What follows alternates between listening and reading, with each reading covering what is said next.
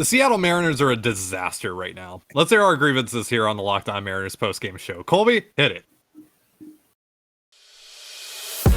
You are Locked On Mariners, your daily Seattle Mariners podcast. Part of the Locked On Podcast Network, your team every day.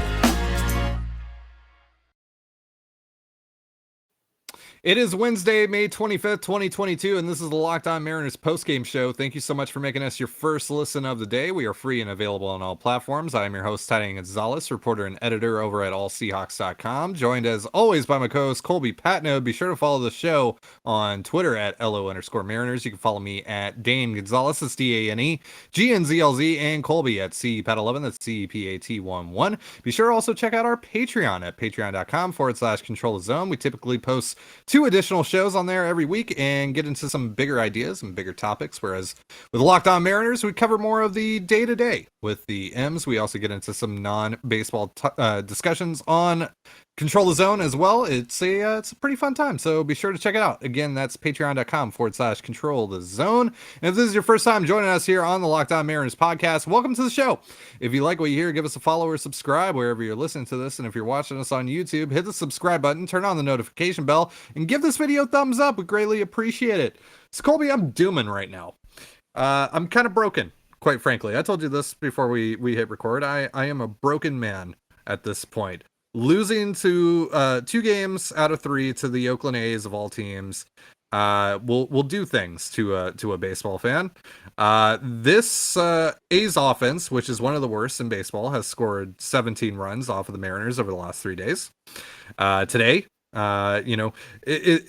kind of saw everything that the Mariners have to offer this year in terms of just frustration, where it's, one night the offense can't do anything, and that was the case today. The next night, pitching's bad, particularly with the bullpen. That was last night.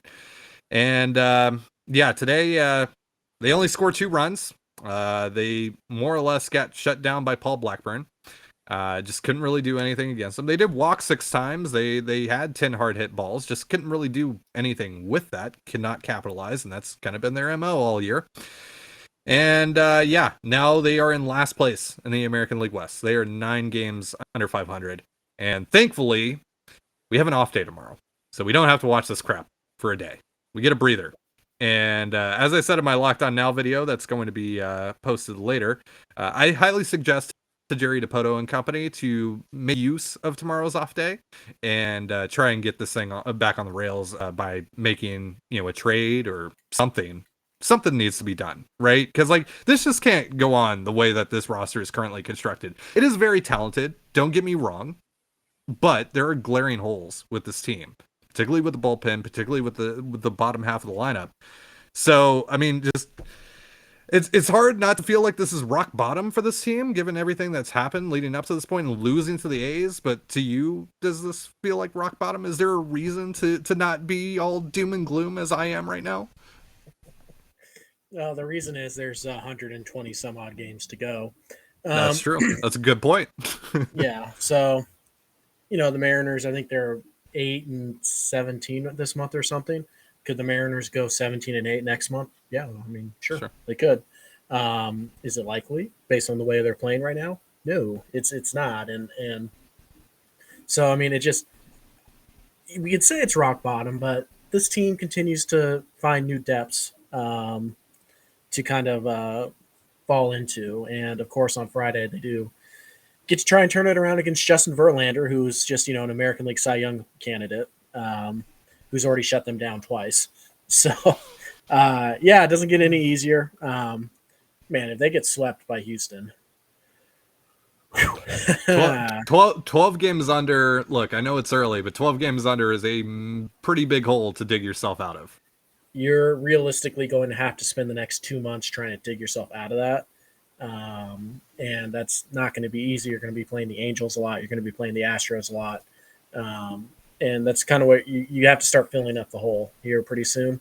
Because eventually you're going to spend all off season pulling yourself out of the hole, and you're not going to be able to push the dirt to make the leap up the playoff mountain like you need to. So yeah, they're running out of time to really still have a decent shot at the playoffs.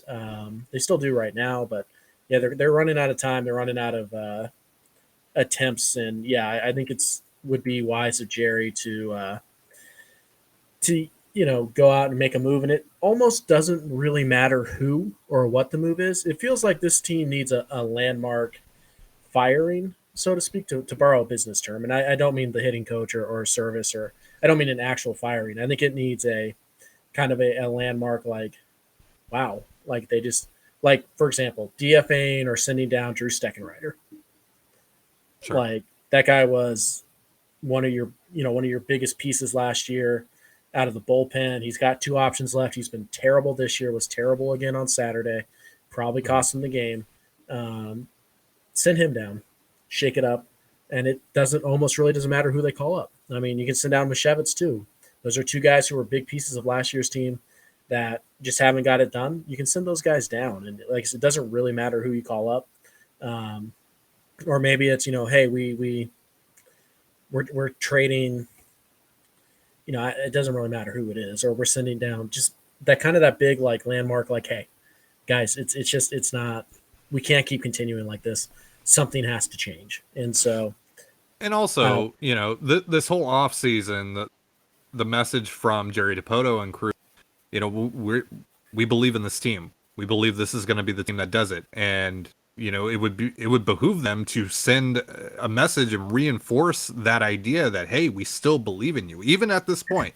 That, hey, you're 9 games under, but look, it's early and we can turn this around. We believe that we can turn this around.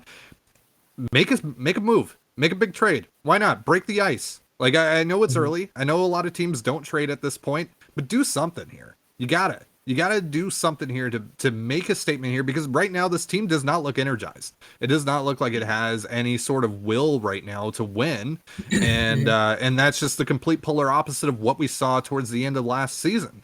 That team had heart. This team is almost soulless at times. Like, it looks like it's like this zombie just roaming around, going through the motions, and that's just kind of the Mariners' MO this year. They're just there isn't a, like, even when they win, it's just kind of a sluggish effort. Like, they almost lost the first of this game, or of this series, where they got out to a 3-0 lead, blew that. They got out to a 7-3 lead, nearly blew that, won 7-6. Like, they, like, even when they win, it's ugly. It's just this team all around is just incredibly frustrating to watch. And it does not look anywhere close to the contender that I thought they were going to be. Playoff contender, that is. Not, anything bigger than that. But, like, this does not look like a wild card contender at all. Not even close. And here's the deal. Is you're 45 games in 10 days, you're going to be a third of the way through the season, right? And while that's plenty of time to get better, for players to get better and to still have good years, you're getting to the point now where Scott has to start managing his team, the team that he has, not the team that he had last year. And that specifically goes to the bullpen. It doesn't matter if Drew Steckenrider was good last year. And you say, well, he was really good last year, and that's a bigger sample size. We're 45 games in. We're almost a third of the way through the season. It's time to start looking at Drew Steckenrider for what he is this year. It's time to start looking at Jesse Winker for who he is this year. And, Winker had a decent series, and obviously you're not just going to bench somebody like Winker. But, it's time to say, hey, look, we can't just sit here and say, well, they'll turn it around because their baseball card says they will. We're almost a third of the way there. So it's time to start making some adjustments to help those guys either get back to where they are or to replace them with people who are performing. Because the 2021 team, what these guys did for that team, doesn't matter. If they're not helping you in 2022, get rid of them. There's nothing irreplaceable about the Dylan Moores, the Drew Steckenriders, the Anthony Mashevitz. There's nothing irreplaceable about those type of guys. And Cal Raleigh had a nice game on Friday.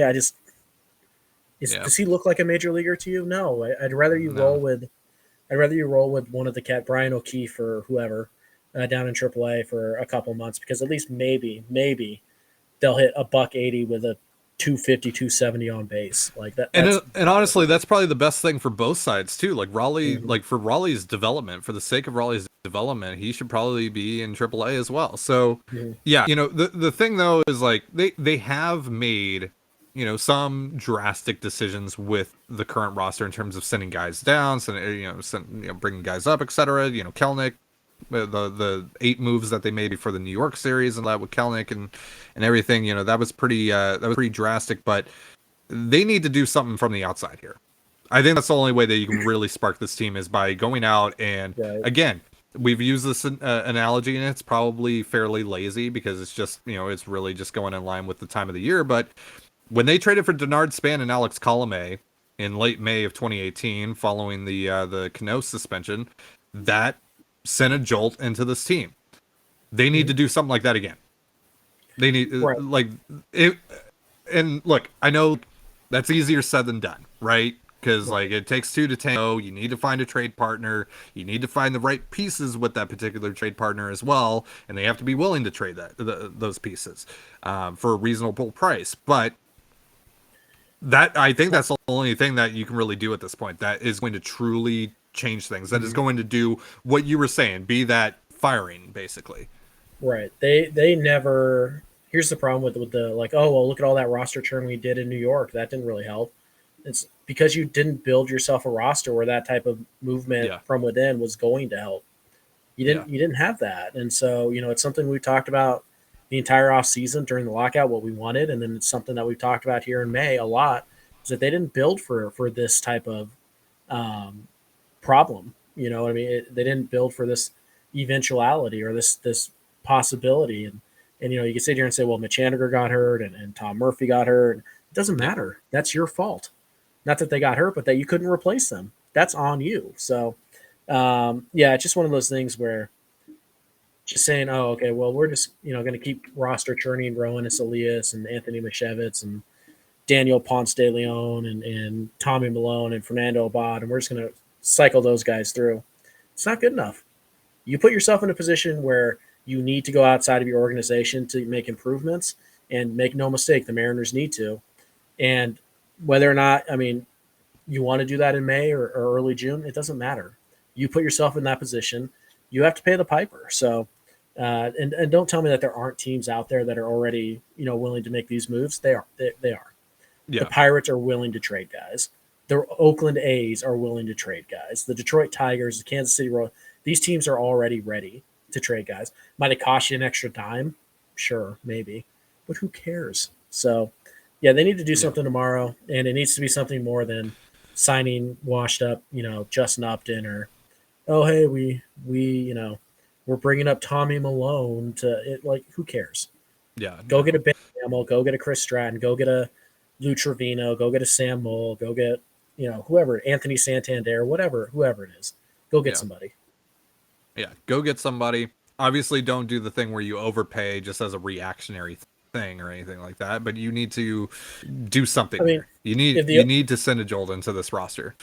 Right. The overpay being relative. Right.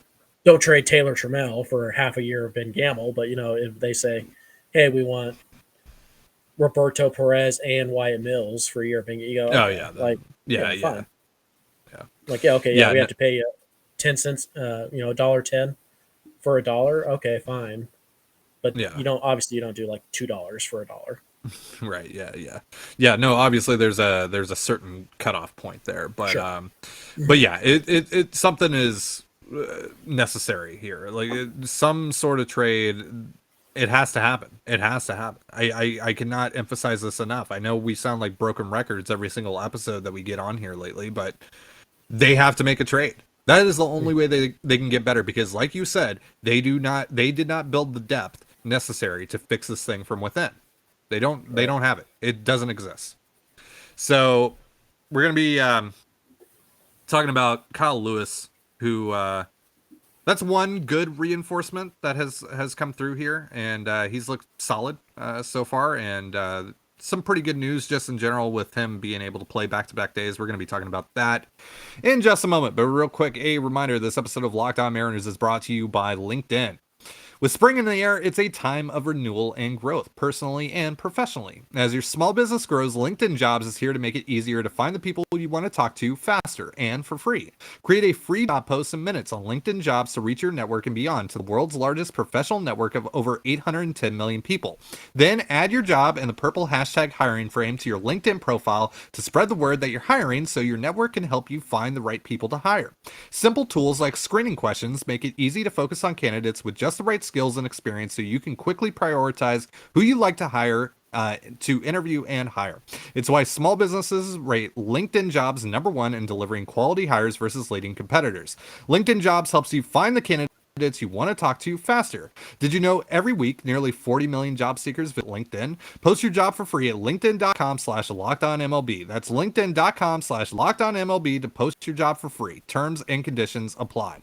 You're listening to Locked On Mariners postgame show. Thank you again for making us your first listen of the day. For your next listen, check out the Locked On Now podcast. There are recaps of MLB games with analysis from our local experts, taking fans through the season like no other network. It is free and available wherever you get your podcasts, just like us. So, as I was saying, the really good news with Kyle Lewis is that he played back-to-back days, but not only did he play back-to-back days, he played it after a night game going into a day game. And he made it all the way through today. He did go 0 for 4, but he made contact every single time. He's made contact every single time that he's come up to bat so far. He's 2 for 8, had a pair of singles last night. So he's looked good. He's looked comfortable at the plate. Doesn't look like anything is really hampering him. Obviously, he's not going to play in the field for the foreseeable future, but right now that isn't really a pressing need for him. The roster kind of gets a little bit weird when you factor in Justin Upton, but that's a whole nother discussion for a later time. But what have you seen out of Lewis over the last couple of days? Yeah, he looks pretty similar to how he looked pre-injury. We've seen a lot of singles. We haven't seen him really drive the ball, pull the ball with authority yet. But he is making plenty of hard contact. He had another hard hit ball. Went right into the shift. It nearly dotted Blackbird in the side of the head. I think it was 105 off the bat there. Yeah, he's making contact. It's good pitch recognition. He's not chasing wildly. He's seeing the ball pretty well. And he, like you said, he's putting the ball in play. He's not striking out. We've seen him go up the middle. We've seen him go the other way. We've seen him pull the ball. And yeah, it just kind of looks like he didn't miss a beat, at least, at the plate. The one thing with Lewis that we talked about last year before he got hurt, you got to see more pull power out of him. Lewis, hitting 260 with a 400 on base is fine, but 260 with a 400 slug is fine, but it's not really what you want him to be. He kind of has to get to that pull power, and he will eventually. I'm not worried about it. It's just one of those things that, since he looks so similar to how he did last year pre-injury, that was one of the things we had talked about was, well, it'd be really nice if he could eventually get to that pull power. And he just hasn't gotten there yet. It's only been 2 games, but the important thing is he's looked comfortable, at least at the plate, kind of jogging around the bases, which is to be expected. I mean, not blaming him for that. So just one of those things where so far so good, but it's certainly, as we would have predicted, he's certainly not a savior of this offense, but so far so good. Yeah. He had the 4th hardest hit ball today, 104.4 miles per hour off the bat. It was a ground out. But yeah, he's making contact and he's making quality contact right now. So usually that will eventually lead to more better results. And but like you said, yeah, it would be nice to see him, get to his pull side more because he's hitting everything opposite field right now, which is nice. Like that works, and singles are nice, but with this offense right now, it's just singles aren't typically going to get the job done, especially when Lewis right now is hitting in the 7 hole, and I would assume that if he keeps on hitting the way that he is right now and just having the good quality of bats that he's had, assuming that he can stay in the lineup fairly consistently at least, he's probably going to move up in the order in short order here. But yeah, it's nice to have him back at least. It's nice to see him. It's the Mariners are better with Kyle Lewis, a part of their team. That's just a fact. He's just he's a fun baseball player, and now that he's sorry, is it a fact? They're 0-2 since his return. I'm just saying. Yeah, but I mean, it's Kyle saying, Lewis though. It's Kyle you know. Lewis though. It's Yeah, Kyle no, Lewis though. it's great. It's great to have him back. It's just one of those Yeah. things where it's like,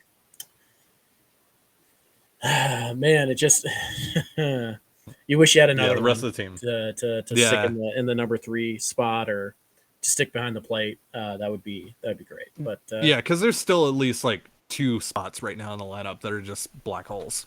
Even with Lewis's arrival. So it's just, and usually, and then there's going to be another guy that's slumping, or maybe 2 guys that are slumping at one time, and it's just it's just this kind of constant cycle that the Mariners are going through offensively. And like we said, and like you just mentioned earlier, Lewis is not the savior. He lengthens the Mariners lineup, but he is not their savior. But it is nice to have him. It's nice to have him back. It's nice to see that he is not overwhelmed, that he's not in too much pain. It seems like you mentioned that he's kind of jogging around the bases and stuff like that, and he's kind of taking it easy. Yeah. Yeah, he's he's taking it easy right now. It's fine, Kyle. I get it. Yeah. And also, I don't know though. There may have to come a time here where we have a discussion about whether or not this is the smartest idea for the Mariners to basically continue his rehab stint at the major league level, because it kind of seems like that's what they're doing right now, since he can't play in the field and because of how he looks on the base paths right now. Yeah, I mean, to be fair, there was never a situation where you're like, oh man, Kyle, like if that's as fast as you can run, then like you shouldn't be up here. No. Like, there wasn't he didn't fail to leg out a slow roller double play ball or anything like that. So we'll see. It's definitely something to monitor though going forward. But hey, if you're looking for other good bits of news from this series, J.P. Crawford had back-to-back 2-hit games, and he was actually okay on Friday or on Monday. He had walked a couple times, also had a hard hit ball that was caught in right field. So Crawford's starting to turn it around. Julio had a couple bombs in this series. That's all I got. Yeah, no, I mean, like, it was Robbie a good series Ray for Julio. Really good. Yeah, Robbie Ray looked really good, and we're going to be talking about him in a second. But yeah, Julio didn't get a hit today, but he had a hard hit ball. He also walked. He stole a base, so it was a solid day for Julio. Had a strikeout, So hey, Diego Castillo looks like he's figured some things out. It's like 3 outings in a row. He's been pretty good. That's good. Yeah, nothing to worry about with Paul Sewell. Just rough outing today. Yeah, I mean, really, the bullpen. Penn Murphy had a rough outing on Monday, but I mean, he was good the next day, and I mean, really, aside from Mishevitz and Steckenrider, the bullpen was okay. So I mean, it's just Romo was good. I don't know. There just aren't there that many positives. But again, it is nice to see Kyle Lewis. It's nice to see him up with the team. Just the lineup is longer now, and it's just nice to have him. And it's nice that it's cool, at least, even though that not everyone is contributing right now or is capable of contributing right now. It is nice to see a lineup with like Julio Rodriguez, Kyle Lewis, and Taylor Trammella in it. Like that's JP. There's a lot of likability there.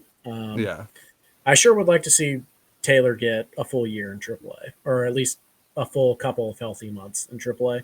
Because right now he's either walking or striking out. Like that's and they're not going to use. He's a true two outcome guy right now. And they're not going to use him against lefties. And the fact that they keep going to Dylan Moore just because he's a right-handed bat. Lefty righty doesn't matter. If you're lefty or righty, sucks. It's true. It's true. So apparently we don't have an ad read for the second, or for at the end of the second segment. So let's just go on into our third segment here. Robbie Ray, who went 6 innings today. He gave up 7 hits. He had 24 swings and misses, which he just continues to do that over those last couple starts here. He had 21 in New York, and then 27 in Boston, now 24 here. He's missing a lot of bats. Obviously had a really nice inning in the second, where it was second and third, no one out, and he was able to fight his way out of that with a couple of strikeouts. That was massive for him. And he ends up getting 10 strikeouts in total, just walks 1. He gives up 6 hard hit balls in this game. Was this the best that you've seen him this year, or where would you say this kind of ranks in terms of his starts this year? They kind of avoided the big inning in this one. Even the 2-run home run he gave up was such a cheap, like, you're gonna watch that home run. You're gonna watch that home run and tell me seriously that Major League Baseball isn't switching between the juiced and the dead ball like every half inning. Seriously, that swing produced a home run, and we're just like, oh yeah, no, that happens. Didn't Jesse Winker hit like a 106? Yeah, a screamer, and it died at the warning track. Like, yeah, last night. Like, come on, and they're like, oh well, it was too high. Was the problem? The dead ball doesn't fall. Elvis Andrus hit a pop up that should have been to medium left field, and it ended up 4 or 5 rows deep and left. Like, come on. Yeah. Of course they're switching baseballs. But, well, even like Julio's home run last night too. Like, he got that off the end of his bat. Yeah, and it just like they're clearly switching between juiced and dead baseballs, and I mean, it's obvious. But anyways, yeah, I would say it's probably Ray's best start because he only walked one guy too. He had some control issues in the first. He missed arm side a few times. Did he also give up like 3 of his 6 hard hit balls were in the first inning or first 2 innings? I think 3 of the first 6 came, or three of the 6 came in the first 6 batters of the game. So yeah, he was really good, and like I said, he was way better than his final line indicates even. So yeah, I would say this is probably Robbie's best outing of the year. Mm-hmm. And like I said, it's kind of continuing a trend where we're starting to see the velocity go up. We're starting to see the strikeouts go up. And right now it's just about eliminating that one big inning. It's certainly a problem that he does have to fix, but today felt like it was a good step into fixing that problem because there were a couple opportunities for Oakland to have that big inning, and they just never really did. Yeah, a lot of 95, a lot of 94 today. Even saw him touch 96 on a pitch. So that's big for him. And we're seeing a lot more swings and misses. We're starting to see Robbie Ray for who he is, really, and that's high strikeout guy, high swing and miss guy. Right. I mean, and the walks are starting to cut down a little bit. Yeah, he had 13 whiffs on his slider today, but 11 on the fastball. Yeah, which is certainly good. So he hit 96 once. It's just a solid outing, 3 strikes, only walked 1 guy, and plenty of strikeouts. So this is I don't know what 4 or 5 outings in a row where Ray's gotten his like normal strikeout totals, and it's really just been about the 1 inning, and he avoided it today. It's a good sign. Yeah. So we found some positives. There we go. We did that. We accomplished that. It wasn't all sadness, doom and gloom today. Ty is so broken. I'm broken. Yeah, I know. I'm dead. And thankfully, we're going to follow in the Mariners' footsteps and also take a day off tomorrow. We are going to be doing Control the Zone tomorrow, though. We had to delay that. Show. Yeah, just the one show. So if you're subscribed to our Patreon, that's for all of our tiers, that episode. So be sure to check that out. But yeah, no Locked On to Mariners tomorrow. We'll be back on Friday. And we also got some news real quick to talk about before we hop off of here. Some personal news. Our Mariners site that we're going to be starting up on Fan Nation as part of the Sports Illustrated network Inside the Mariners is officially going to be launching on Tuesday, May 31st, right in time for the Mariners for the start of the Mariners series with the Orioles. So be on the lookout for that on Tuesday. It's gonna be fun. It's gonna be fun to start writing about the Mariners again. We're gonna be writing stuff before that, getting it ready for you to read it. Check it out on Tuesday morning. I believe it's officially launching at 10 a.m. Pacific time on Tuesday. I believe that is the time that I was given. So be on the lookout for that, and I'm sure we'll talk about it more next week once it's actually officially launched. But very excited about that. Excited to get going. You excited? You excited to start writing about baseball? I mean, it's obviously not a great time to start writing about the Mariners. Like the timing could honestly not be worse. Right. But, hey. You and I started a podcast together during a pandemic, during the lockout, during basically a lockout for Major League Baseball due to the pandemic. So, and we survived that. We built that through that. So, hey, we'll do it again. I mean, we still haven't discussed whether or not you can afford me, so I don't know quite yet. But I've already started putting together my trade-a-day candidate list, and I'm gonna send that link to you so you can start adding some names. I'm only through about 4 teams in the American League, and I think I'm up to 37 guys. So wow, yeah, it's comprehensive, and it's that's just if they buy. I still have to do the if they sell section. Wow. So there's gonna be plenty of names to choose from. I think should be able to get those done every day from, or mostly every day from June through the trade deadline. So, it's exciting, but I have to discuss my fee first. Of course. Let us know in the comments below what contract I should offer Colby. How much money should I offer Colby? Yeah. Let's see how much you guys down in the comments, if you're watching on YouTube, believe Colby's Mariners knowledge is worth. I'm sure that will go. I'm sure that will go great. The average watch time on our videos is not 31 minutes, so we'll see if anybody actually watches to the end. But if they do, I know I'm getting absolutely roasted in the comments. So, oh boy, I'm gonna have to turn you into HR, Ty. Oh wait, you're HR. Yeah, technically, yeah. Yeah, that's true. All right, well, that's going to do it for our show. Thank you so much for joining us here on the Locked On Mariners postgame show. For Colby Patnode, I'm Titan Gonzalez. Be sure to give us a follow on Twitter at LO_Mariners. You can follow me at Dane Gonzalez, the CANEGNZLZ, and at CPAT11, that's CPAT11. You can also find all that stuff in the description of this episode. And thank you again for making us your first listen of the day, just like you do here every day. Now make your second listen of the day Locked On MLB. That's where Paul Francis Sullivan, and please call him Sully, brings you his unique perspective on the Major League's present and past. It's free wherever you get your podcasts, just like us. So have yourself a beautiful baseball day, and we will see you on Friday. Peace.